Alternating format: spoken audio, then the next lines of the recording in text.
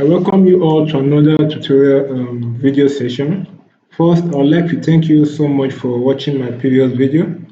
In my previous video, we solved a one-dimensional problem using MATLAB and calculation with the Ansys software. In today's video tutorial, we are going to solve another similar one-dimensional problem.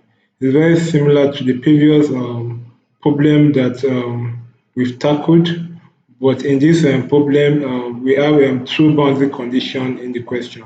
A boundary condition at, activate my pen, a boundary condition at node 1 and a boundary condition at node 3.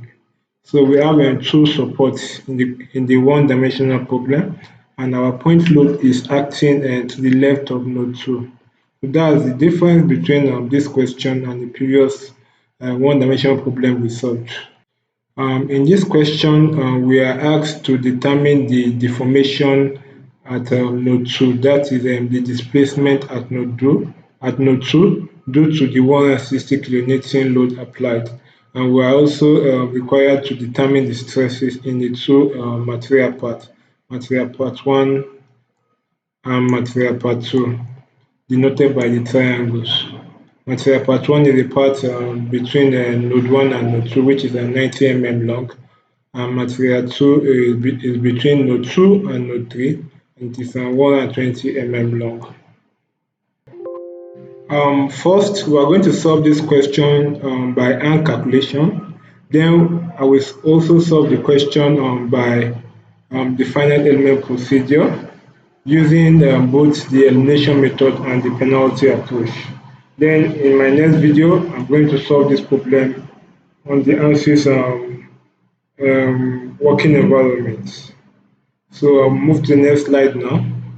So to solve this question by hand calculation, we have to actually understand the effect of the applied load on the one-dimensional body.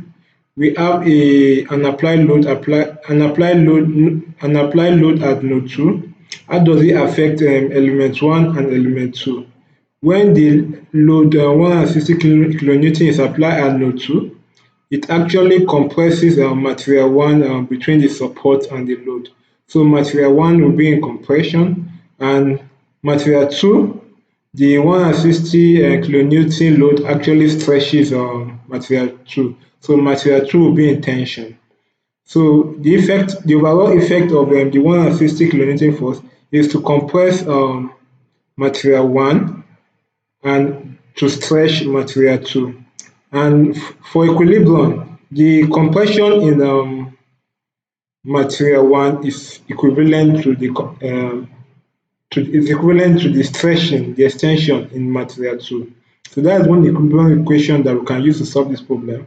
Also, when we know as we've said, if material 1 is in compression, that means the reaction at node 1 will point to the right.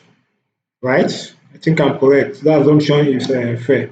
And if material 2, which we have said is in tension, if the 160 kilonewton is pointing in the left direction, the reaction at node 3 will point in the right direction. So that's how the reaction, the direction of the reactions R1 and R3 is defined because of the impact of the 160 kilonewton on the body. So since now we have determined the direction of our reaction, we can split the body into two parts. And this is the first part here, and the second part here.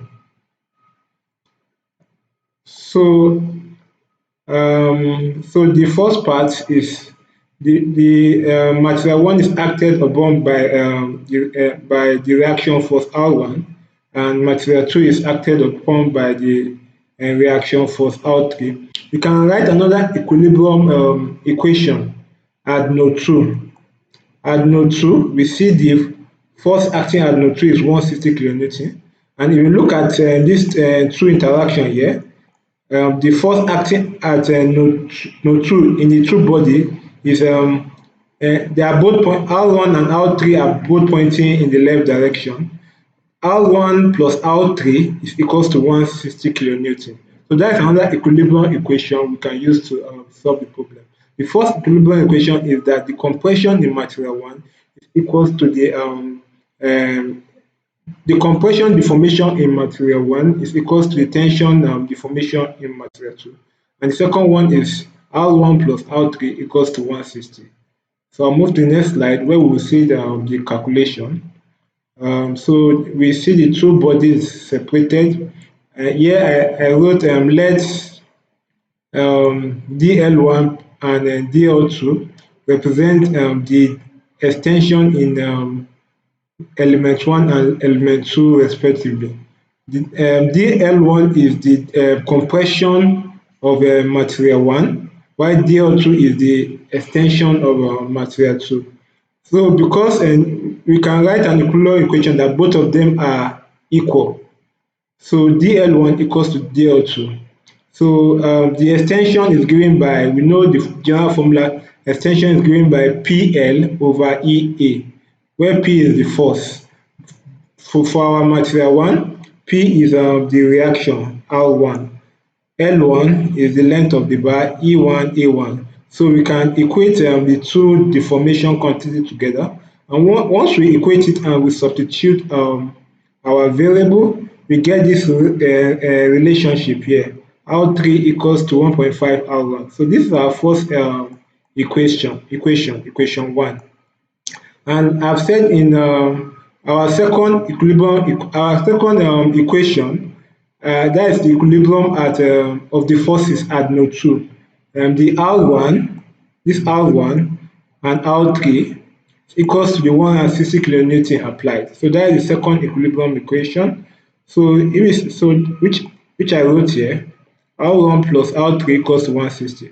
So if I should substitute this equation 1, R3 equals to 1.5 R1 in this equation, I end up getting my R1, the reaction force at node 1 to be 64 kilonewton. And if we substitute this equation back to this R1 plus R3 equals to 160 kilonewton, you get R3, which is the reaction at node 3, as 96 kilonewton. So this is how we solve the question by hand calculation. Once we have calculated the reaction component of the problem, the problem is half solved. So we can use this reaction force to calculate the normal stress in the body. We say that material 1, the force acting on material 1 is reaction force 1.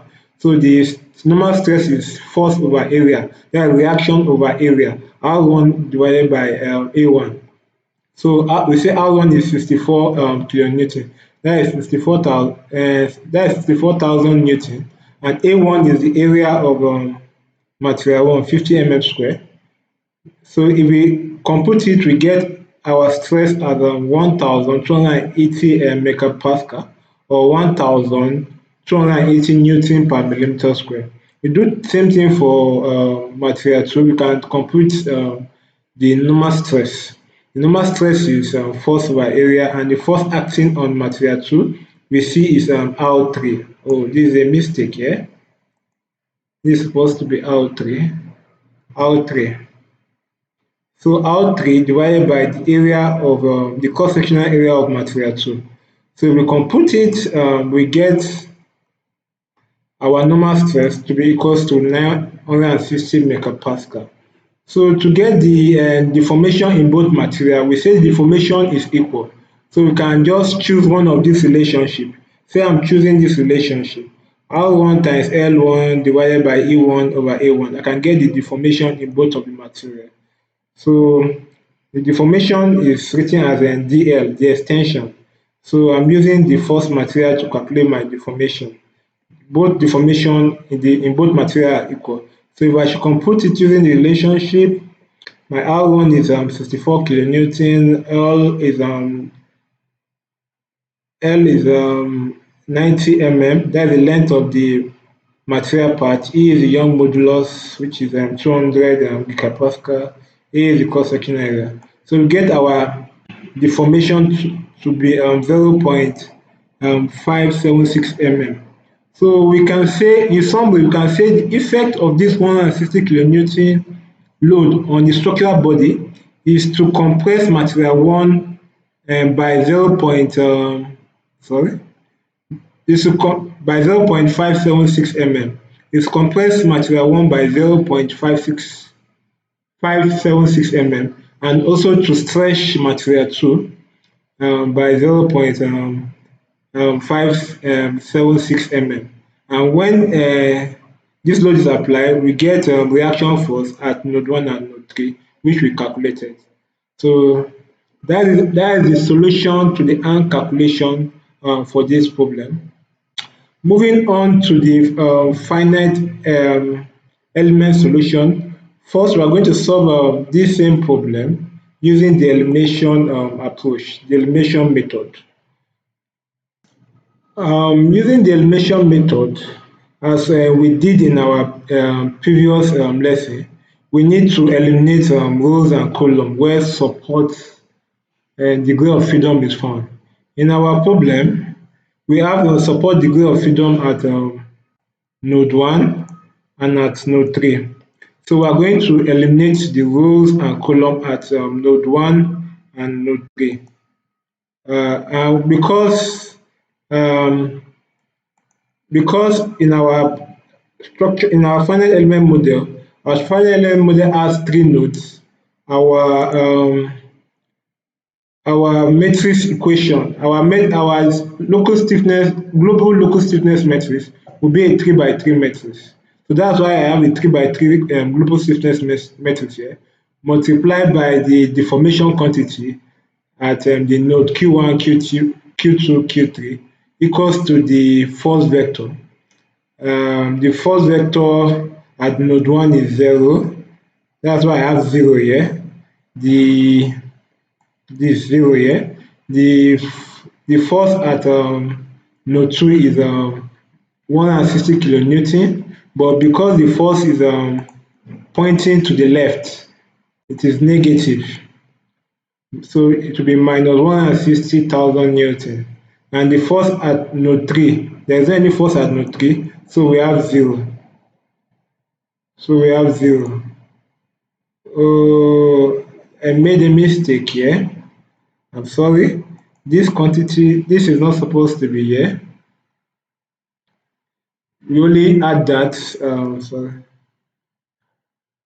during penalty approach. This C times A.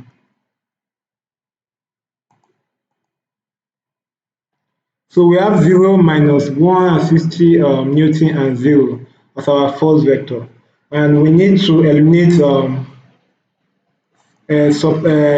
rows and column at node 1 and node 3. So that's why I have these red lines drawn at like in the horizontal direction, that's along the road, along the road. This is 1, sorry. This is 1, this is 2, this is 3. So at 1 and 3, I strike that row out. This is also 1, this is 2, this is 3. At 1 and 3, I strike the column out. In the global stiffness matrix, this is what remains, the K22 element. In the displacement vector matrix, what remains is Q2, and in the force vector, in the global force vector, this is what remains. So we can equate this with each other. K2 times Q2 equals to minus 160,000 Newton. So we can get our Q2, which is the deformation at 2. That's what the question asks for, as minus 160,000 Newton divided by K22. This is going to be explained in MATLAB using MATLAB line of code. I just want to explain the general procedure here in the PowerPoint presentation. But so this is generally how we solve this problem using the elimination method with the finite element procedure.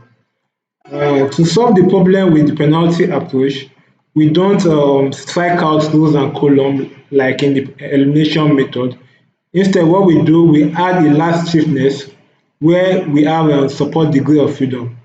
At along the diagonal, like along the diagonal, we add a last stiffness to the global stiffness matrix. Because we have support at node 1, we add C at position 1, comma 1. And because we have support at node 3, we add C at along the diagonal at this position 3, comma 3 of the matrix.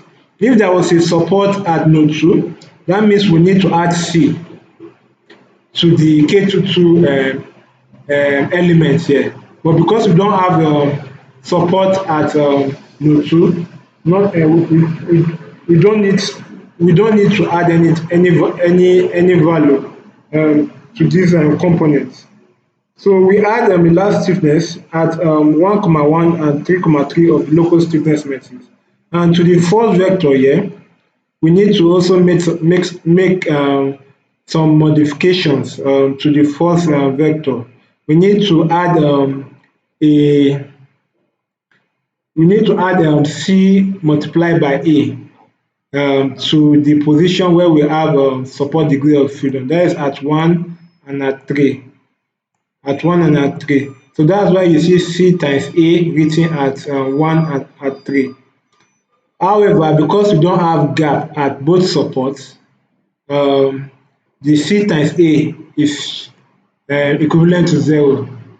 That means we don't actually need to modify the force vector because the C multiplied by A is equivalent to 0. So this is the penalty method approach. So once we've modified K and the F vector, we can invert the K matrix and multiply by the F vector to get the deformation quantity Q1, Q2, Q3. And after we have gotten the deformation quantity, we can get the reaction at both node 1 and node 3 using the value we get here at Q1 and at Q3. So like in this, say we want to get the reaction at 1, reaction at 1 is equals to minus C multiplied by Q1 minus A1. A is 0. So it is equal. So this is generally equals to minus C multiplied by Q1. For reaction 3, it will be minus C multiplied by Q3. Also because we don't have contact problem at the node. So that's how we analyze this problem using the penalty approach. So now I'm going to move to the MATLAB working environment, where I will show you the MATLAB line of code which I use to solve this one-dimensional problem using the finite element procedure. We are now in the MATLAB working environment. As I usually do, I've written the MATLAB code to solve this problem.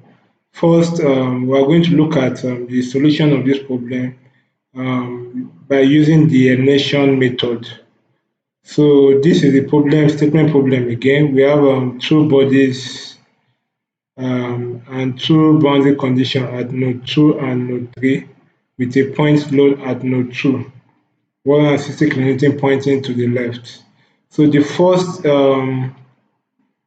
step in every finite element procedure is for you to define your finite element. You define the number of your finite elements you want to break your problem into. As I did in my previous lesson, I want to break this problem into two one-dimensional linear finite elements. So the portion between node 1 and node 2 is my first linear element, and the portion between node 2 and node 3 is my second finite linear element. So after you have defined your finite element, you need to number the node from like left to right. So node 1. So here I number the node as the nodes are numbered node 1, node 2, node 3. There are three nodes altogether, and the degree of freedom, that is the direction in which your structural body can move. We have three degree of freedom. If we have three node, we have for this question we have three degree of freedom. That is at node each node for a one-dimensional finite element analysis, we have 1 degree of freedom. So node 1 we have Q1 degree of freedom, node 2 we have Q2 degree of freedom, node 3 we also have Q3 degree of freedom. So now we have defined our final element model. So the next step is for us to compute the local stiffness matrix, and to do that we need to know the geometric and material property. That, like, we need to know the cross-sectional area of our finite element, we need to know the Young modulus, we need to know the length of our finite element. Why do we need to know it? Because in the K matrix, we need the Young modulus, we need the cross-sectional area, and we need the length. So the first thing I'm going to do, as I did this in in the previous lesson, you need to define the geometry and the material property of each finite element. So for the material one, element 1, the Young modulus is in the question is 200 gigapascal, and 200 gigapascal is equivalent to 200,000 megapascal, or 200,000 Newton per meter square. A1 is 50 mm square, L1 is 90 mm. So I enter E1. I'm using E1 to denote my Young modulus, L1 to denote the length of my element 1, A1 to denote the cross-sectional area of my element 1. So I write this code, I click on run, and this gets computed and stored in the MATLAB memory. The same thing is done for element 2. E2, the Young modulus, L2, the length of the element, A, the cross-sectional area of the element. The code is written and I click on run. The value is computed and stored in the MATLAB memory. So we can now use what we have computed to calculate the local stiffness matrix of each element. So like this code calculate the local stiffness matrix of element 1. And the local stiffness matrix I'm denoting it as K1. K1. So we using this formula, I write this MATLAB line of code. E1 multiplied by A1 divided by L1 multiplied by this matrix. So I write this, the code is written, I click on run, K1 is computed and stored in the memory, MATLAB memory. The same thing is done for element 2. E2 times A2 divided by L2 multiplied by the matrix. K2 is computed and also stored in MATLAB memory. So now that we have computed all the local stiffness matrix, we need to assemble all the local stiffness matrix into a global stiffness matrix. And to do this, I have a methodology which I've explained in my previous lesson. So to assemble the local stiffness matrix, what I normally do on MATLAB, I create a base matrix, which is a zero matrix. Here I'm creating a 0, 3 by 3 matrix. I'm creating a 0, 3 by 3 matrix because my final element model has 3 nodes. If my final element model has 5 nodes, that means I'm going to create a 5 by 5 zero matrix. But because my final element model has 3 nodes, I'm creating a 3 by 3 zero matrix, which is this. And this matrix is actually created using this MATLAB line of code. The zeros is a inbuilt MATLAB function that creates zero matrix of any size you want. You just need to enter the number of the size of your matrix you want in the bracket. If I want a 5 by 5, I put 5 here, and the 5 by 5 matrix will be formed. For example, let me put 5 here. So you see a 5 by 5 matrix is formed. I'll change it back to 3 because we are working with a 3 by 3 matrix. So we have created our zero matrix. The next thing is to add each local stiffness matrix to the zero matrix. So this MATLAB line of code adds K1, the local stiffness matrix of element 1, which is K1, to the zero matrix. Element 1 is found between node 1 and node 2. This is what I mean. This is element 1, is found between node 1 and node 2. So it means that we are going to add the K1 to this position in the zero matrix, to this position, this 4 position. So to do this, we use this MATLAB line of code. It's as if we are writing K1 in this in the 4 position in the zero matrix. So like what is in the brackets, this bracket, the first portion means I've explained it before, along the row from row 1 to row 2, and the second part along the column from 1 to 2, add K1. So this is how we add K1 to this 4 position. We write this we write this on the left hand side. We repeat the same thing here and we add K1. So this is K1 is added instantly. We repeat the same thing for K2. K2 is found between 2 and 3. That's why we have 2 column 3. So when the code, this MATLAB code is written and it is run, K2 is added. So this is the final global stiffness matrix. So because we are using elimination method, we need to eliminate, as I've explained in the presentation slide, we need to eliminate node 1 and node 3. But before then, I actually define our global force vector here as 0, minus 160 Newton, and 0.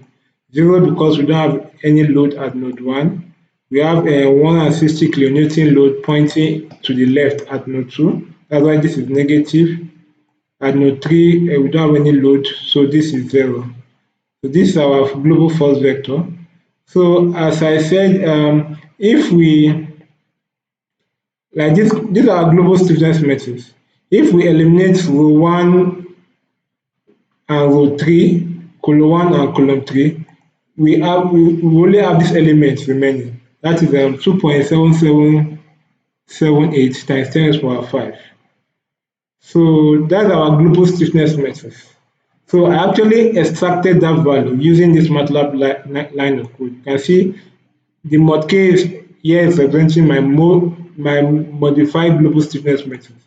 Like K 2,2. 2,2 extracts the value of K at this position at 2,2. So once I run this code, the value at that position gets stored in a variable which in the variable called mod K, which is my modified global stiffness matrix. For the force vector, I'm eliminating the first row and third column, so it will remain just this second row. This will remain just this, which is minus 160 Newton. So I also extracted it using this MATLAB line of code. Mod F equals to, that is the modified global force vector, equals to F2, 1. These two meaning second row, first column.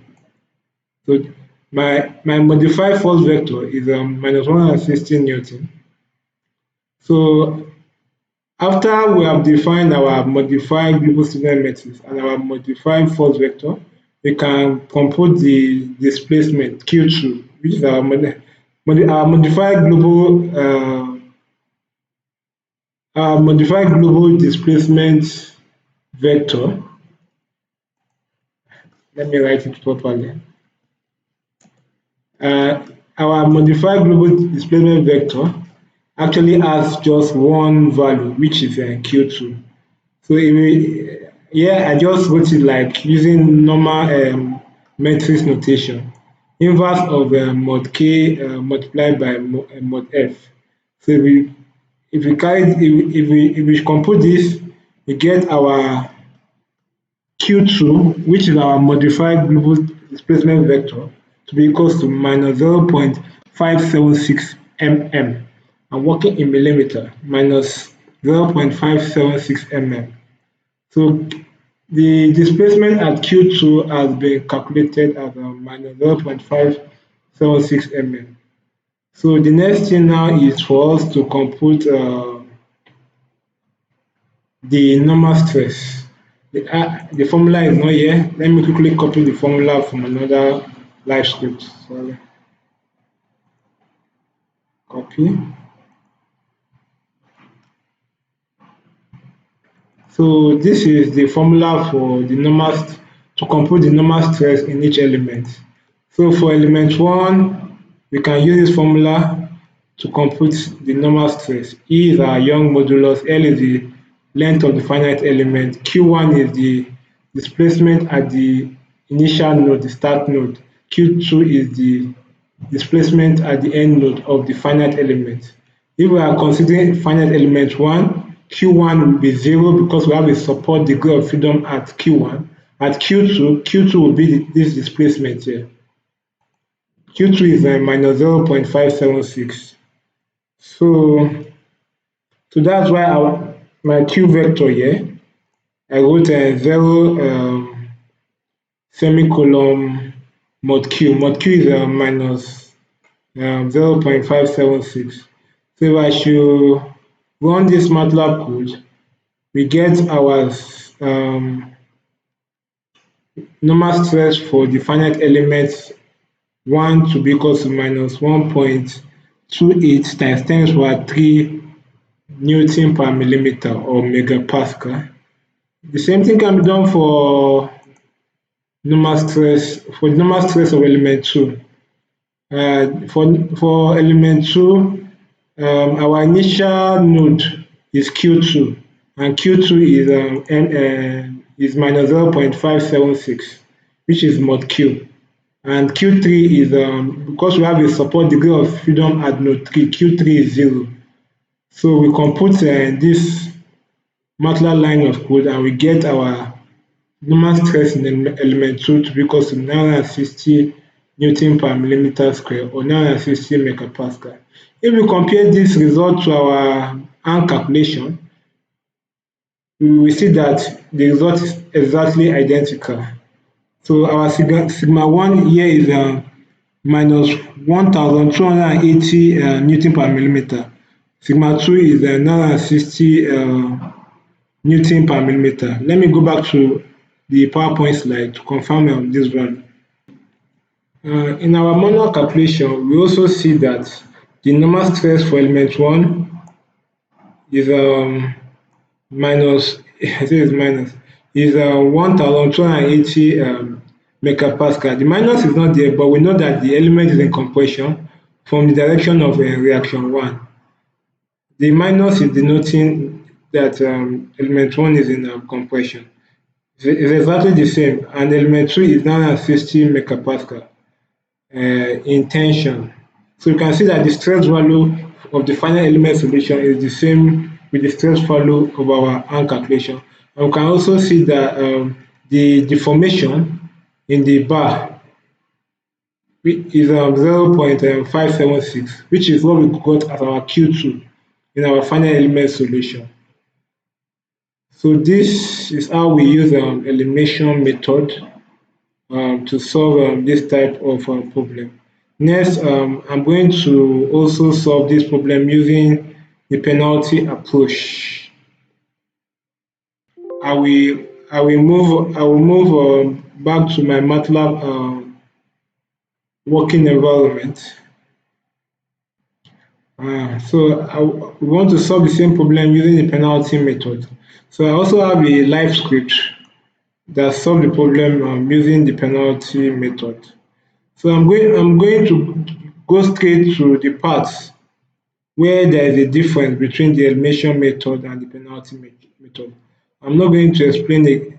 I'm not going to give another explanation on how to compute, how to assemble the global stiffness matrix.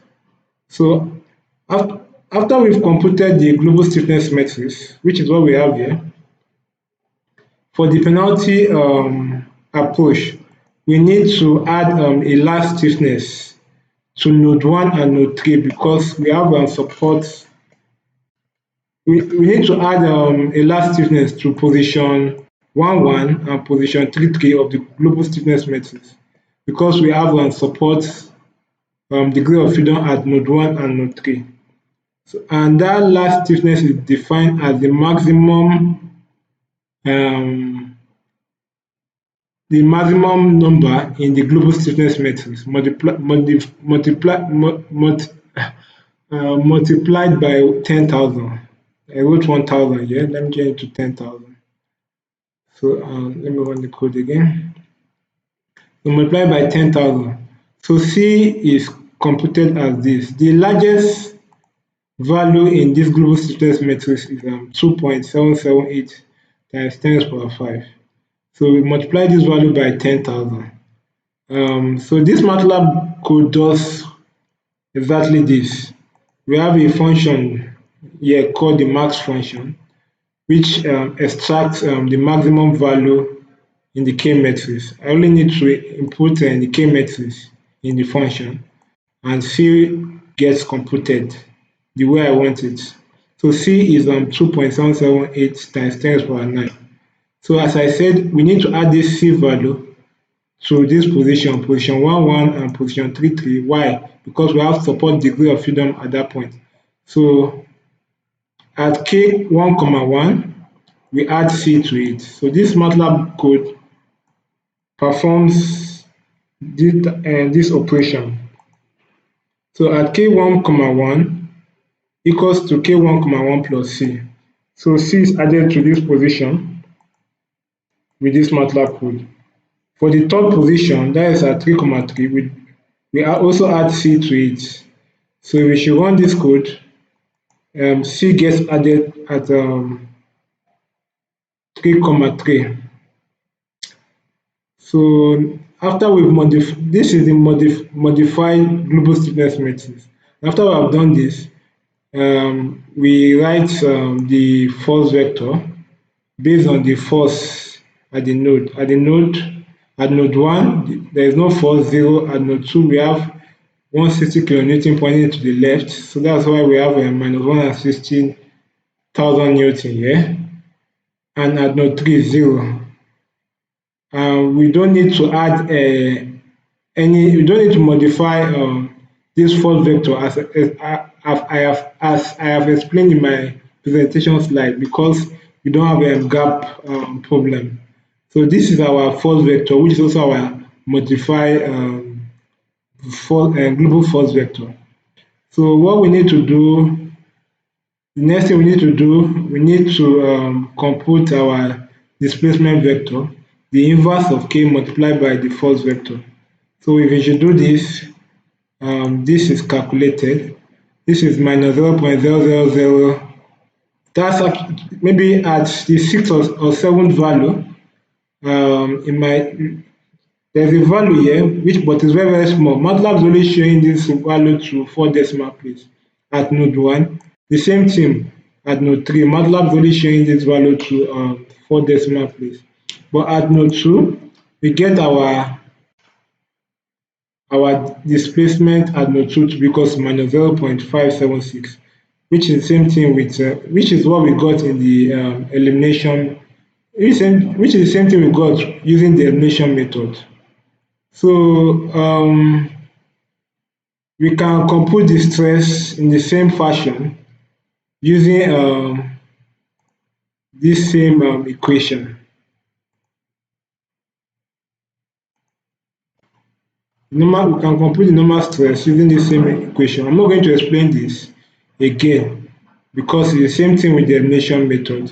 So we use this formula, and when we use this formula, we see that our normal stress is minus 1.28 times 10 to the power 3 Newton per millimeter square.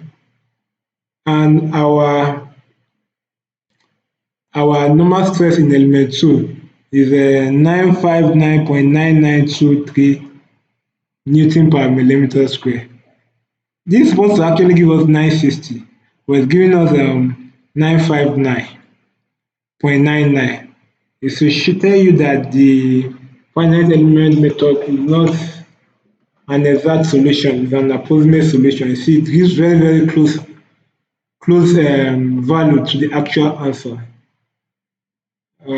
So the result is good, it's very good. We can, because we are using a penalty method, we can compute the reaction at reaction 1 and reaction 3 using these two values, displacement values here at Q1 and Q3, these very small values at Q1 and Q3. We just need to multiply that value by minus C.